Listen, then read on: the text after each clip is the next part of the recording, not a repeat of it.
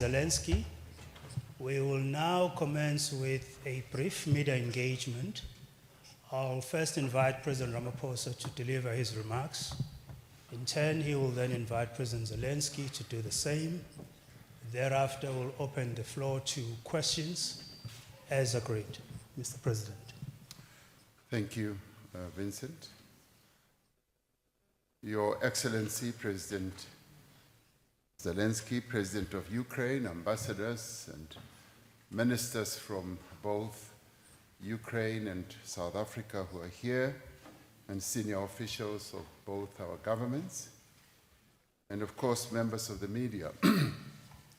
It is my distinct honor to receive President Zelenskyy here in South Africa, together with his delegation. President Zelenskyy and I have met on a number of occasions in various summits, and he's always expressed the desire to come to South Africa. And because of the links that we have had with Ukraine and himself, we thought it wise that he should come. This official working visit reflects our shared commitment to enhancing bilateral relations between our two countries for the benefit of our peoples. This, in many ways, is a historic visit because this is the first time the head of state of Ukraine is visiting South Africa in the 33 years since we established formal diplomatic relations between South Africa and Ukraine.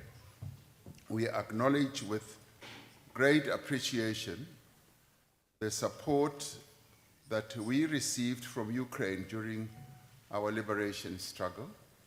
We recall that a number of exiled South Africans received training in education in Ukraine in a number of fields and areas. In June 2023, I had the honor of meeting President Zelenskyy in Kyiv as part of the African Peace Initiative. Since then, we have maintained ongoing dialogue between our two countries and our diplomats. We've been engaging together with many other countries in the various preparatory talks for installing peace in Ukraine, and we've engaged in a number of other initiatives. For instance, when the African Peace Initiative leaders, African leaders were in Ukraine and Russia, one of the issues that we put on the table was a comprehensive and unconditional ceasefire. We also put on the table the return of the children who were taken to Russia. We also put on the table the exchange of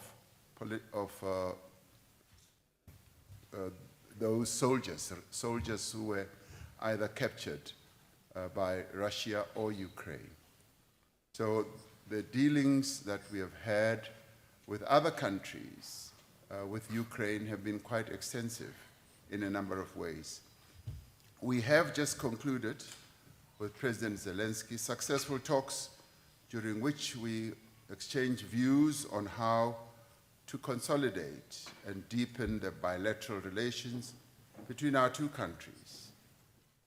We also discussed how ministers from both sides can engage to deepen and broaden those relations. We noted a growing interest in expanding relations in peace diplomacy, post-conflict reconstruction and development, and the empowerment of our people, especially women. We also discussed the opportunities for cooperation in areas such as agriculture,